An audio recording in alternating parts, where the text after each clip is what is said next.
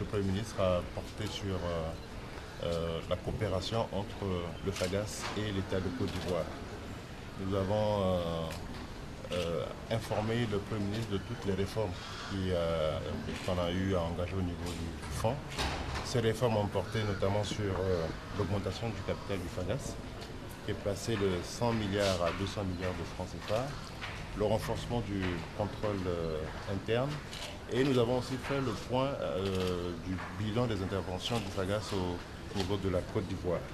Je peux vous affirmer qu'aujourd'hui la Côte d'Ivoire est le premier pays à bénéficier des interventions du fonds, parce que pour un volume d'engagement qui porte pratiquement sur 1300 milliards de francs CFA, eh bien la Côte d'Ivoire, si vous voulez, représente 30% de ces engagements. Ce qui fait que je pense que cela, c'est pas rien du tout.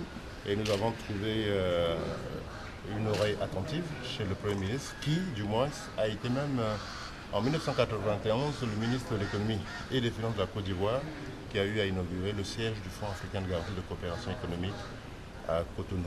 Donc voilà un peu l'essentiel de ce que nous avons eu à débattre avec le Premier ministre, qui nous a donné aussi des conseils par rapport aux nouvelles pistes que nous essayons aujourd'hui de mettre en place en termes de nouveaux produits, en termes d'intervention dans les États membres qui aujourd'hui sont, du moins le nombre des États est passé de 12 à 14 États membres, dont notamment les 8 pays de l'Afrique de l'Ouest et les 4 de l'Afrique centrale, un en Afrique de l'Est et bien évidemment la Mauritanie.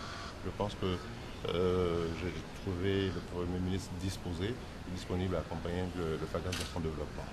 Je pense que le cas de la Côte d'Ivoire est dû à son dynamisme économique. Hein. C'est ça qui fait qu'aujourd'hui la Côte d'Ivoire pratiquement se situe à ce niveau dont je venais de parler. Bon, maintenant, les fonds, le rôle d'abord du fonds, du FAGAS, c'est de contribuer au développement des États membres, hein, par le mécanisme de la garantie, par le financement direct, par les prises de participation, par les bonifications de taux d'intérêt. C'est autant d'activités que nous menons en faveur de ces États membres-là. Voici vraiment le rôle du FAGAS, qui est de promouvoir le développement économique des États membres.